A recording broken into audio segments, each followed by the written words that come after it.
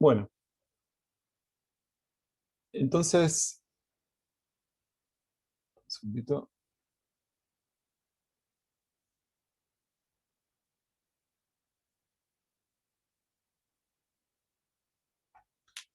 Perfecto.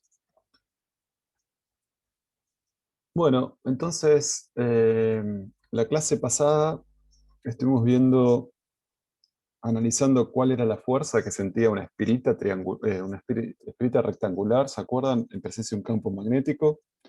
Y ahí surgió este, casi naturalmente una especie de reconocer una cantidad física asociada a toda espirita por la que circula una corriente, que era el momento dipolar magnético.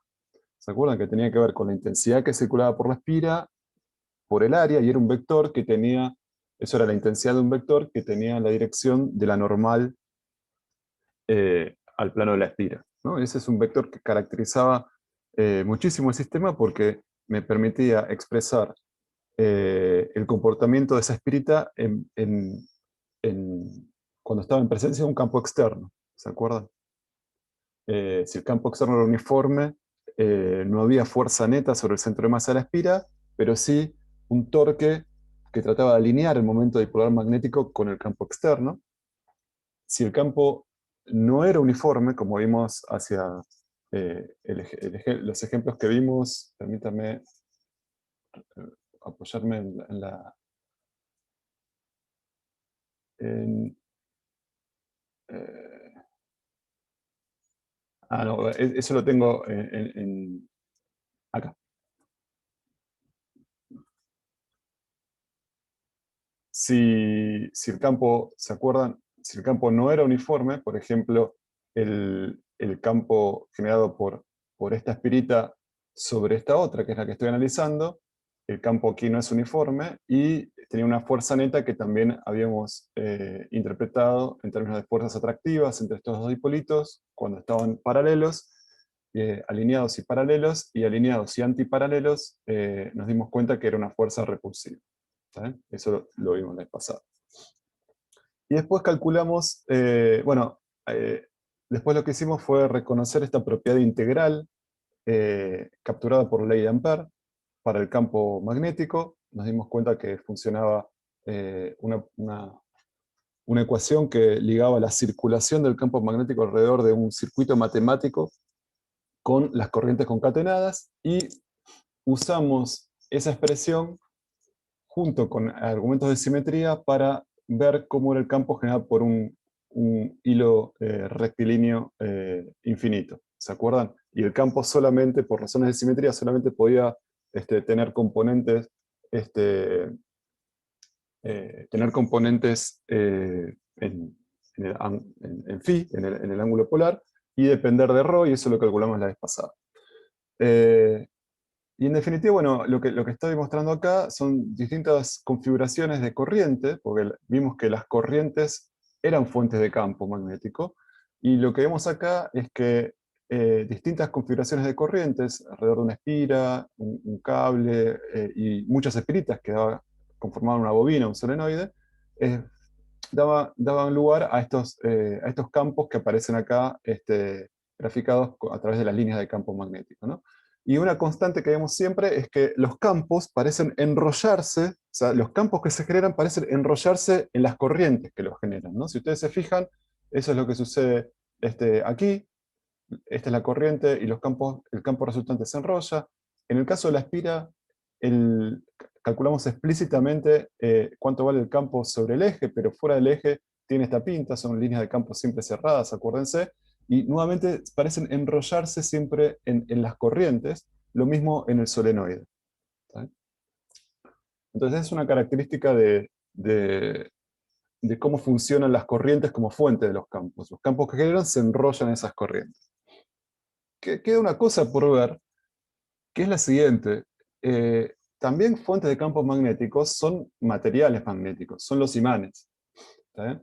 Y entonces, en principio, bueno, habíamos visto que las líneas de campo de los imanes también son cerradas, eh, pero ¿por qué un imán genera campo magnético? O sea, habíamos visto que una ecuación ¿se acuerdan la de Biot-Savart? Que me decía explícitamente cuál era la relación entre corrientes que circulan y campos que se generan. Pero ¿cuál es el análogo para para el campo magnético producido por un imán? ¿Por qué un imán genera campo magnético? Bueno, la razón tiene que ver con efectos cuánticos, no vamos a entrar en detalles. Lo único que les quería contar es la imagen en un modelito de juguete que les puede servir para imaginarse por dónde viene la respuesta. Y la idea es que en los materiales magnéticos, lo que sucede es que se puede pensar como que hay microcorrientes asociadas a los electrones, si quieren, que están orbitando, electrones que están orbitando alrededor del centro atómico. Uno puede pensar, bueno, tengo una carga y está haciendo en un modelito semiclásico, está haciendo una órbita centrada en el centro atómico de alguna manera. Entonces eso lo puedo pensar como una corriente microscópica, realmente, que se está dando lugar dentro del material. En realidad, la razón tiene que ver con un movimiento, con un momento angular, digamos, asociado a un movimiento de rotación. No es simplemente un movimiento orbital, también importa una variable que se llama spin, ¿está bien? Pero no vamos a entrar en detalles. La cosa es que, de todas formas, podemos pensar que dentro de un material, de cualquier material, los grados de libertad de rotación asociados a los electrones, podemos pensar que generan una especie de corriente y que funcionan como estos dipolitos, como unos dipolitos, ¿no? Porque son como microespiritas, de alguna manera. Está asociado con el spin, es un poco más complicado, pero lo podemos pensar que son como espiritas, donde hay una carga que de alguna manera tiene asociado un momento angular, y esas microespiritas la podemos asociar con un momento dipolar microscópico, bien microscópico, eh, bien localizado de esta manera. Ahora, ¿qué pasa? Eso es a escala microscópica. A escala macroscópica, yo los efectos los veo si no se anulan entre sí, porque si yo tengo un dipolito, una microespira con un momento dipolar así, otra así, otra así, otra así, en un volumencito los tengo apuntando por todos lados, y cuando sumo todas esas contribuciones, si está desordenado como acá abajo, en un volumen mesoscópico o grande, más o menos, se va a promediar a cero, y no tengo un momento dipolar neto. ¿Está bien? Eso es lo que sucede en materiales no magnéticos. Estas microespiritas, asociadas a estos grados de libertad de momento angular de los electrones, no tienen sus dipolos alineados, así que macroscópicamente siempre producen mus en la escala macroscópica nulos. ¿Está bien? Ahora, ¿qué pasa? Hay otro tipo de materiales donde, por cómo es la disposición, por cómo fue construido, se logra que las distintas espiritas microscópicas estén alineadas, ¿no? Y entonces eso hace que tenga un montón de estas espiritas en un volumen, y cuando me digo, bueno, ¿cuál es el mu neto que tengo en ese volumen? Bueno, no se hace cero, sino que me da una componente distinta de cero. ¿Está bien? Entonces, eso significa que yo, a una escala macroscópica, voy a ver un momento dipolar no nulo, ¿está bien? Que a todos los efectos va a generar un campo magnético, así como generaba de la misma manera que digamos, la corriente que estuviese asociada a este momento dipolar magnético. ¿Está bien? Y entonces, el campo magnético de un material magnético tiene su origen en estas contribuciones microscópicas que no se promedian a cero por una cuestión de que están ordenadas. ¿Está bien? Y entonces aparecen estos dominios ordenados donde están alineados, digamos, estos momentos dipolares microscópicos, y suman y hacen un momento dipolar mesoscópico o macroscópico, que es el que genera finalmente los campos de este imán. ¿Está bien?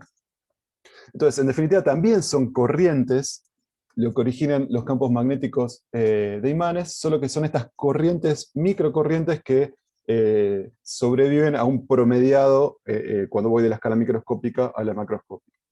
Y la razón de eso es el orden magnético que se observa en estos materiales con respecto a materiales no magnéticos. ¿Eh? Esto es muy cuentito, pero no vamos a entrar en detalle, pero es para que tengan la idea y para que entonces cerremos conceptualmente la idea de que todo campo magnético, en definitiva, proviene de una corriente. ¿Está bien? Y son las corrientes las que son como fuentes de campos magnéticos. ¿Alguna pregunta?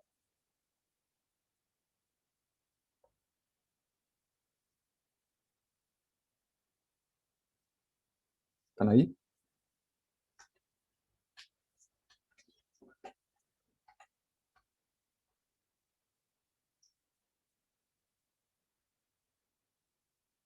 Bueno, perfecto. Entonces vamos a avanzar con la clase de hoy.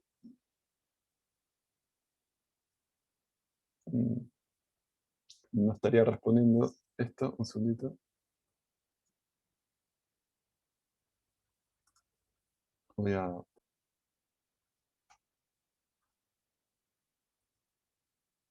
Perfecto. Bueno, entonces hoy vamos a hablar de algo que se conoce como inducción magnética. ¿Está bien? Perfecto. Entonces, habíamos mencionado ya hace un par de clases las observaciones experimentales de Oersted, que se dio cuenta que cuando una corriente circulaba por un cable, podía desviar la orientación de una aguja, de una aguja magnetizada. ¿Está bien?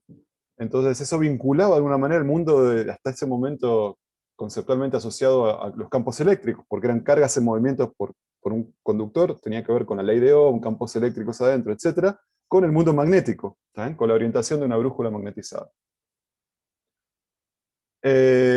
Y lo que les quería contar hoy tiene que ver con otra observación experimental que se hizo 10 años después, por Faraday y Henry, y tenía que ver con esto que está acá. Permítame mostrarles esta animación que les quiero, que me va a servir para introducir el concepto. A ver, se me cerró, un segundito.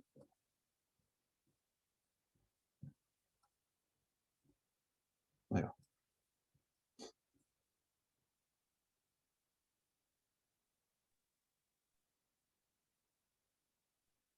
Seguimos viendo la diapositiva. Sí, sí, sí, Ah, está bien. estoy buscando acá la simulación, un segundito.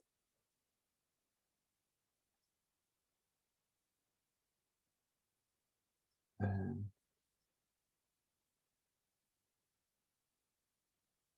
no andamos bien con un segundito.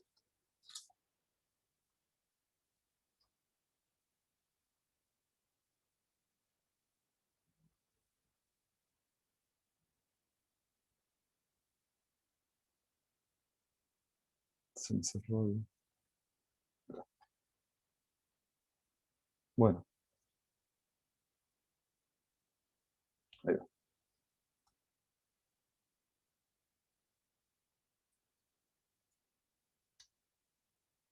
Bueno, perfecto. La idea es la siguiente. El experimento tenía que ver consistía en lo siguiente. Yo acá tengo unas espiras, un solenoide en realidad, ¿está bien? Tengo unas espiras, y no tengo ninguna FEM, ¿está bien? Entonces, por este circuito, o por este cable enrollado, ¿está bien? Que viene por acá, da la vuelta por acá, bueno, pasa no importa, por una resistencia, pega la vuelta, por acá, no hay ninguna FEM, así que no hay corriente, ¿está bien? Entonces, lo que se dieron cuenta fue lo siguiente. Acá tengo un imán, ¿está bien? Que estas son las líneas de campo del imán, y yo puedo acercar al imán y alejar al imán de alguna manera. Pero al hacer eso, fíjense que las líneas de campo que atraviesan esta región, acá tienen un valor, digamos, si yo acercase el imán, el campo magnético en el interior sería más grande, así que el flujo del campo magnético aumentaría, y si lo alejo, y si lo alejo, como estoy más alejado, las espiras se quedan más alejadas de la zona donde el campo magnético es más intenso, acá el flujo sería mucho más chiquito. ¿Estamos de acuerdo? Sería mucho más chiquito. Y entonces lo que se dieron cuenta es lo siguiente, que cuando el flujo variaba en el tiempo, cuando el flujo variaba en el tiempo, Por ejemplo, cuando yo aumentaba el flujo, se inducía una corriente haciendo un voltaje negativo, o sea, en estos bornes, y cuando yo alejaba el imán de manera tal que el flujo disminuyera en el tiempo, se inducía una corriente para el otro lado. ¿Se entiende?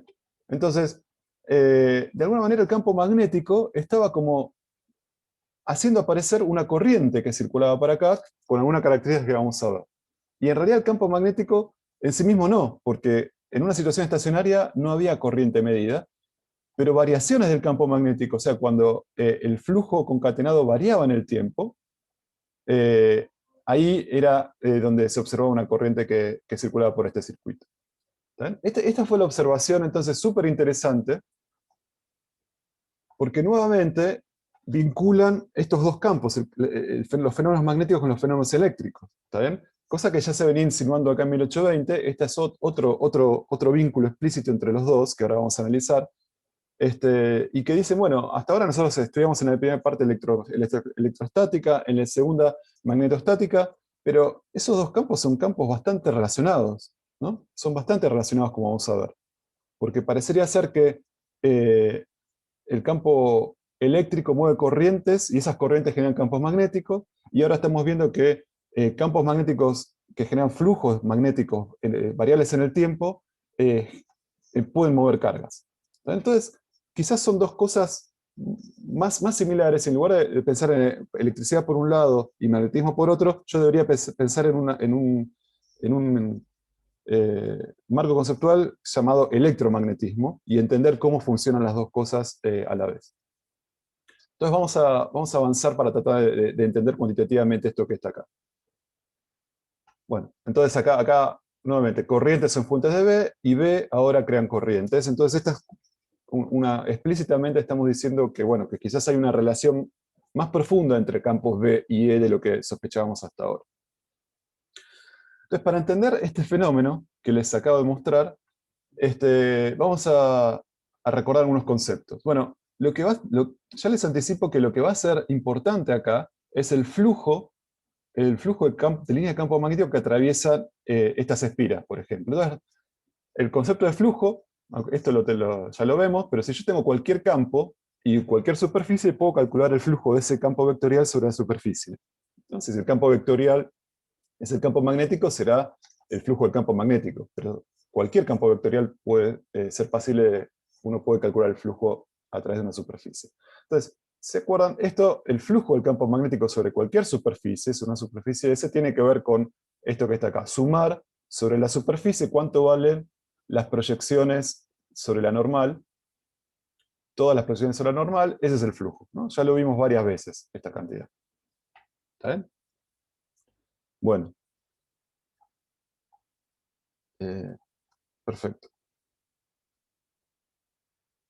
Entonces, el flujo, cuando se trata de campo magnético, el flujo magnético tiene unidades de campo magnético por área, son Tesla por metro cuadrado, y eso se llama Weber.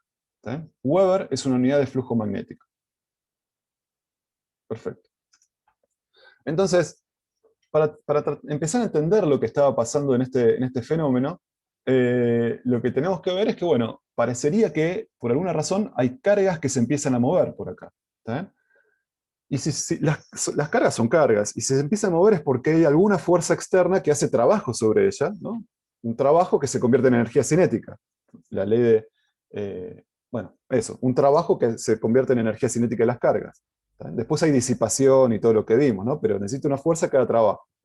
Esa fuerza, ¿se acuerdan? La habíamos llamado fuerza electromotriz, la FEM. La que hacía esa fuerza era una batería, pero acá no tengo ninguna batería. No tengo ninguna batería. Pero lo que sí estoy seguro es que tiene que haber aparecido una fuerza que haga trabajo y que ponga en movimiento las cargas. Bueno, a esa fuerza que hace trabajo, en realidad el trabajo que hace por unidad de carga, lo voy a llamar fuerza electromotriz inducida, ¿no? Ahora está inducida por lo que ocurre con el flujo. Entonces esto es una fuerza electromotriz inducida. Y la ley de Faraday es muy simple, y lo que dice es lo siguiente. La FEM inducida, que va a aparecer sobre este circuito, va a tener que ver con cómo varía el flujo del campo magnético concatenado por el circuito, que en este, a todas luces es el flujo concatenado por esta parte de la bobina. ¿Está bien? Y no con el valor que tiene un dado momento, sino en cómo varía. En cómo varía.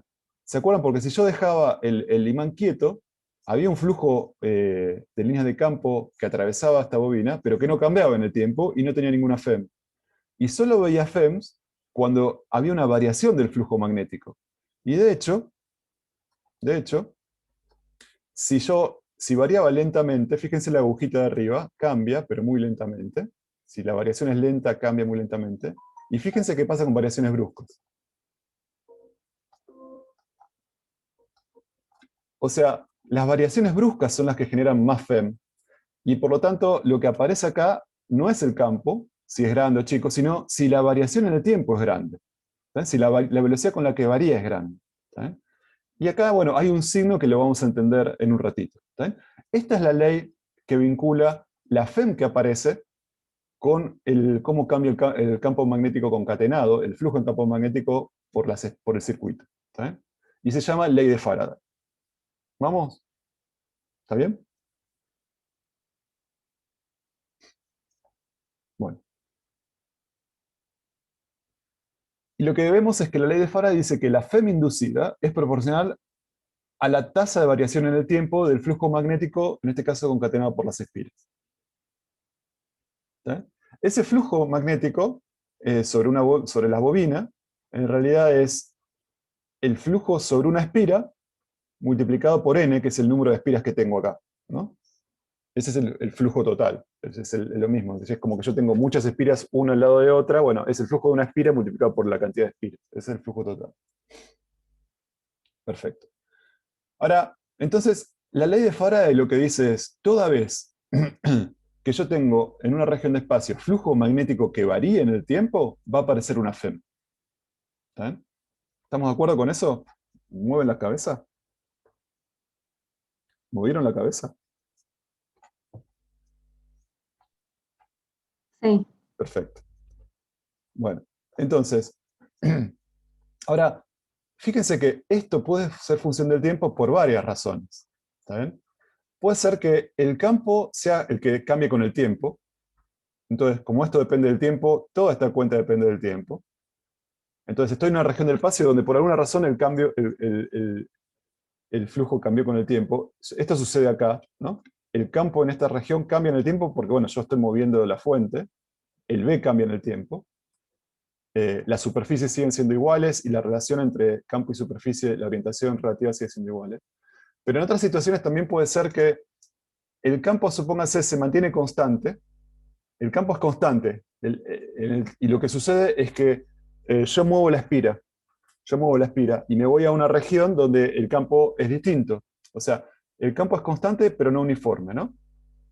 No depende del tiempo. Pero la superficie, o sea, supóngase todo el circuito yo me lo llevo a una región donde el campo es diferente, el flujo va a cambiar, porque yo moví ese, ahora está ubicado en otro lugar, donde el B que tengo que considerar es otro, y por lo tanto el flujo va a ser diferente.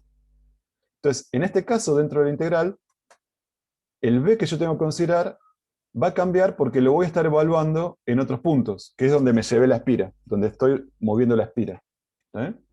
Entonces, acá aparece una dependencia del flujo con el tiempo porque B, que no depende explícitamente del tiempo, lo tengo que evaluar en distintas posiciones porque estoy moviendo la espira que me interesa. Y otra relación, también, esto también puede depender del tiempo cuando B es constante, o sea, no depende del tiempo, la espira no se desplaza, pero cambia la orientación relativa entre B y la espira. Supongamos que yo tengo la espira así y el campo está así, y lo que hago es girar la espira. ¿Está bien? Entonces, obviamente, el flujo va a cambiar en el tiempo. No porque B haya cambiado en el tiempo, ni que la posición de la espira sea la misma, sino que porque su orientación cambió. Y entonces cambia el producto interno. ¿No? Estas son posibles razones por las cuales el flujo puede cambiar el tiempo y puede dar lugar a una FEM a través de la ley de Faraday. Entonces, acá están los ejemplos. En una situación estática, esta es la bobina, este es el imán. si yo no cambio el campo acá, no va a haber corriente inducida, ¿no? Si esto es cero, si esta derivada es cero, el flujo no es cero, pero la derivada es cero, no hay FEM inducida. Ahora, si yo acerco o alejo el imán, esto va a cambiar porque, ya les digo, sobre la espira, el campo magnético va a depender del tiempo. Ahora, si yo, eso también, bueno, esto es equivalente. Esto es equivalente, en vez de un imán, es una segunda bobina, es lo mismo. Y esta situación es, la bobina está quieta, la segunda bobina no cambia la posición relativa, pero fíjense que yo lo que hago es, este circuito por el que circula corriente real, digamos, ahora está abierto, y de repente lo bajo, y tarda cierto tiempo en subir la corriente, y como la corriente de esta bobina cambia en el tiempo, el campo producido por esta bobina cambia en el tiempo, y eso es lo que hace que este B cambie en el tiempo. ¿Está? Entonces, estos son tres ejemplos, después miren los más tranquilos, pero son tres ejemplos donde el flujo concatenado varía, porque el campo B que atraviesa la bobina varía en el tiempo explícitamente y hace que el flujo varíe en el tiempo explícitamente y hace que aparezca entonces una FEM.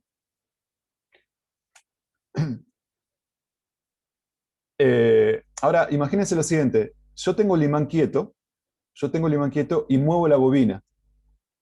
Entonces, ahí el campo magnético es constante, no es uniforme en el espacio, pero sí es constante en el tiempo, y lo que estoy haciendo es acercando, por ejemplo, la bobina a esta región, así que la superficie se va a mover, y el flujo va a cambiar porque el B, donde lo estoy evaluando, es distinto. ¿Está bien? Esa era la segunda forma que hemos visto, ¿no? Y la tercera es que yo no muevo la bobina, no cambio su distancia, el centro de masa al imán, pero la giro, ¿no? Y cuando la giro, lo que estoy cambiando es la normal. Y si la hago depender del tiempo, bueno, el flujo va a depender del tiempo porque la normal va cambiando con el tiempo y este producto interno va cambiando con el tiempo y hace que aparezca una variación en el tiempo del flujo concatenado. Estos son ejemplos de lo que acabamos de ver. Entonces, hablemos del signo ahora. Hablemos del signo. Bueno, lo que dice esto es que yo tengo una variación en el tiempo, ¿no? Puede ser positiva o negativa. ¿Sí? Puede crecer el flujo.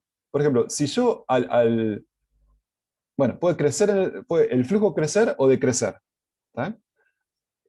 Y eso va a generar una FEM. Y ahora lo que vemos es que la FEM tiene signo contrario al signo que tiene la variación en el tiempo. Entonces me gustaría que seamos capaces de entender ese concepto. ¿Tá? Lo que dice este concepto es que la FEM inducida se opone a la variación del flujo. O sea, si ustedes leen esto en castellano, dice, la FEM es la variación de flujo, pero opuesta, ¿no? La FEM inducida, quédenselo, tatúenselo. La FEM inducida se opone a la variación de flujo concatenado. Entonces vamos a ver qué quiere decir esto, para entender. ¿Eh? Entonces, imagínense que tenemos una espirita que es la fuente, que va a actuar como fuente. Este es el campo magnético B, que atraviesa a esta espira que no tiene, en principio no tiene corriente. Y yo lo que voy a hacer es acercar la espira amarilla hacia esta espira que está acá. Entonces, les pregunto, ¿el flujo aumenta o disminuye?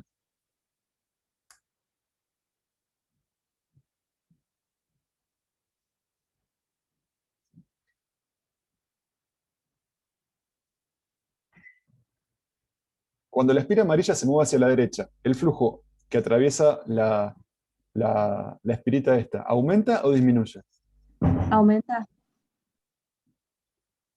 ¿Aumenta? ¿Todos están de acuerdo? Bueno, ¿sí? Sí, aumenta, ¿no? Bueno, lo que pasa es, claro, va a haber más campo de este lado. Entonces, si acá viene una consideración. Si yo considero que hay una consideración implícita en lo que ustedes decían. Si consideramos que la normal, para describir esto que está acá, está en la dirección x versor, entonces B y N siempre van a ser positivos, y cuando aumenta B, bueno, voy a tener más flujo positivo, entonces aumenta. ¿Está bien? Estoy de acuerdo. ¿Estamos de acuerdo con eso? Entonces, la noción de que aumente lleva implícita la idea que estamos considerando una normal para escribir este flujo, uno normal hacia acá. Lo podemos hacer, considerémoslo. ¿Está bien? Considerémoslo. Entonces, considerando que la normal de esta espirita es igual a, está en la dirección x versor, el flujo aumenta. Ahora, ¿qué significa haber considerado que la normal está en x versor? ¿Se acuerdan que la vez pasada habíamos dicho que, bueno, si tenemos una superficie orientada, de las dos direcciones, de los dos sentidos que puede tener la normal, vamos a elegir la normal con la regla de la mano derecha. El tema está en que sobre esta espira, en principio no hay ninguna corriente que me diga, bueno, voy a recorrer la espira de esta manera o de esta otra. Entonces, yo tengo cierta libertad en elegir la normal. Entonces, supongamos que la elegimos como dijimos, o sea, la elegimos en X. Ahora, eso dice que asociado a esta elección de normal, hay un sentido en que yo tengo que elegir los delta L, o sea, un sentido natural para recorrer la espira, ¿está bien? Dado por el de la mano derecha, ¿no? Entonces, al elegir la normal en X, también estamos eligiendo el sentido de recorrido natural de esta espira de esta manera y no hacia el otro lado. ¿Está bien? Regla de la mano derecha. Perfecto. Ahora, habiendo hecho esta aclaración, veamos la ley de Faraday. Con esta aclaración, como n está en X, fíjense que si esto está en X, el campo magnético también en esta región apunta en X, ¿está bien? Así que todo esto va a ser positivo, el flujo va a ser positivo en general, y cuando yo acerco la espira para acá, cada vez se hace más positivo, más positivo, más positivo, porque el B se hace más intenso, y este producto cada vez es más grande, positivo y cada vez más grande, entonces, con esta convención, el flujo aumenta en el tiempo. ¿Está? El flujo aumenta en el tiempo. Entonces, esta derivada es mayor que cero. Y lo que me dice Faraday entonces es que la FEM es menor que cero, ¿no? Porque si esto es mayor que cero, la FEM es menor que cero. Bueno, ¿qué quiere decir eso? Físicamente, ¿qué quiere decir? Si yo le creo a Faraday, lo que me dice esta ecuación es que el trabajo realizado por unidad de carga sobre las cargas, eso es la FEM, trabajo realizado por unidad de carga, ¿se acuerdan? Eso es una FEM, es negativo. ¿Está? Es negativo. Entonces, pensemos en el trabajo. O sea, por acá hay cargas. Y yo sé que aparece una fuerza externa que hace trabajo negativo. Ahora, el trabajo que hace una fuerza externa era fuerza por desplazamiento. Acá pongo por unidad de carga, ¿no? Porque la FEM es fuerza por unidad de carga. Entonces, esta es la fuerza que voy a llamar no conservativa, porque es una fuerza no conservativa, ahora vamos a ver por qué.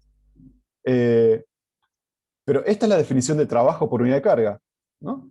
El trabajo neto, ¿no? Porque es a lo largo de toda la vuelta que le doy al circuito. A lo largo de todo el circuito, este es el trabajo entregado a las cargas. Y lo que me dice esto es que es negativo. ¿Qué quiere decir que sea negativo? Que fíjense que acá estoy sumando contribuciones de tipo Producto Interno Fuerza por Desplazamiento. Los desplazamientos van en este sentido. Para que todo esto sea negativo, lo que me está diciendo es que este producto es negativo, y eso implica que las fuerzas que aparecen van en el sentido contrario del delta L, que yo asumí. ¿Está bien? Las fuerzas se oponen al sentido de los delta L. Entonces, en este sistema, la fuerza esa no conservativa que aparece, que va a hacer trabajo, va a impulsar a las caras para este lado, ¿no? Delta L es una construcción matemática, es un sentido matemático. La fuerza, lo físico que aparece, yo ya sé que como esto va a ser negativo, lo que me está diciendo es que estas se oponen a delta L. Entonces, la intensidad de corriente que aparece circulando en este sentido, en el sentido que se opone al sentido natural de circulación que yo elegí acá. ¿Está bien? Entonces, la corriente que aparece circulando, que era la que aparecía acá, que prendía la lamparita esta, en este ejemplo, aparece circulando en este sentido. ¿Sí? Y no en el otro. ¿Está bien?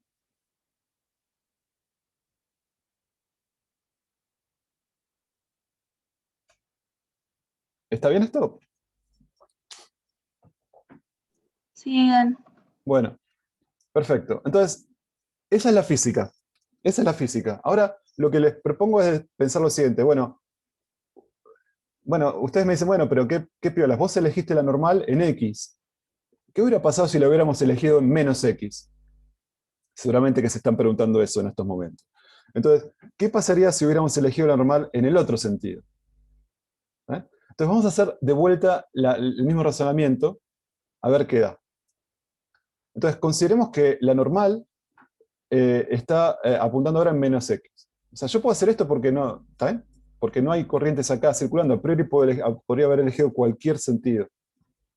Entonces, al elegir esto, lo que yo estoy poniendo, acuérdense con la regla de la mano derecha, es un sentido en el que yo naturalmente tengo que recorrer, cuando quiero describir las cosas que pasan en esta espira, tengo que recorrer la espira. O sea, los delta L ahora tienen que tener esta pinta que está acá, ¿no? Para que el pulgar vaya en el sentido de la normal que yo elegí. ¿Vale? Al hacer esto asignamos el sentido del delta L, que es el inverso al de la vez pasada. Fíjense esto. Ahora, la física es la misma. La física es que yo agarro la amarilla y la estoy acercando hacia la naranja. ¿Está bien? En ese proceso, ahora, fíjense que B, las líneas de campo B, son antiparalelas a la normal. Así que todo esto son negativos y todo esto va a dar algo negativo, todo el tiempo. Y al yo aumentar esto, cada vez lo hago más negativo. Cada vez lo hago más negativo. ¿Está bien? Entonces, matemáticamente lo que está sucediendo ahora con el mismo proceso es que cuando yo lo describo de esta manera, lo que yo tengo que darme cuenta es que estoy viendo que cada vez se hace más negativo. Así que entonces esta derivada ahora es negativa, porque siempre cada vez más negativo, más negativo, más negativo, esta es una derivada negativa. Por cómo definí ahora la normal. ¿Está bien? Ahora, a Faraday no le importa. Faraday dice, bueno, lo que quieras, vos medila como quieras. Pero en el sistema de referencia que vos elegiste, la FEM siempre va a tener el signo opuesto al flujo que vos me decís, a la variación de flujo. Entonces, como en mi sistema, como que en mi nueva convención ahora esto es negativo, bueno, la FEM va a quedar positivo. ¿Qué quiere decir esto? Que el trabajo realizado sobre las cargas por unidad de carga es positivo.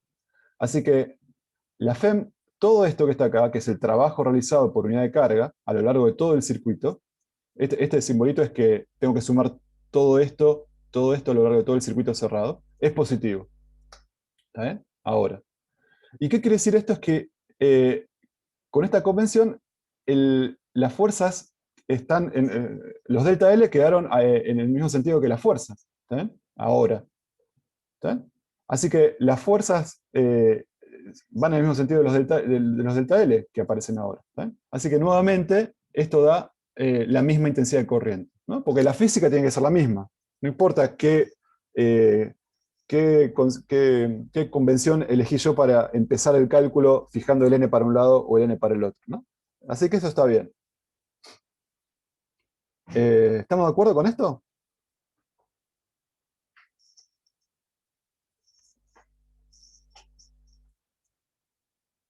Eh, ¿Sí? Sí, se entendió. Perfecto. Sí, Bueno, sí, me dejan, necesito desconectarme 2 minutitos. Ustedes quédense en línea, yo ahora me conecto nuevamente. Un segundito.